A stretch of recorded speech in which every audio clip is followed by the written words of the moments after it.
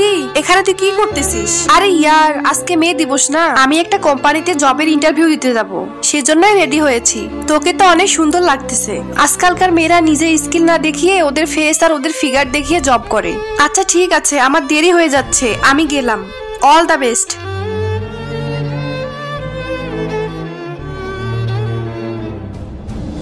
Miss প্রীতি, আপনার সিভিটা তো অনেক ভালো, যেমনটা আমি চেয়েছিলাম, কিন্তু তোমার এটা অনেক বেশি হয়ে গেল না? অনেক বেশি মানে? এর মানে এটাই মিস প্রীতি, তুমি তোমার বুকের মধ্যে ফ্রুটস ঢুকিয়ে দিয়েছো। সো তোমাকে তো দেখতে সুন্দর লাগবেই। সো তুমি যেটা করেছো না, সেটার জন্য তোমাকে চাকরি দেবো না। স্যার, আপনি কিভাবে জানলেন আমি এগুলো করেছি? আমার কাছে তোমার বান্ধবীর কল এসেছিল। হ্যালো স্যার, আমার কাছে একটা ইনফরমেশন আছে। আপনার কাছে একটা মেয়ে আসবে প্রীতি নামে, সে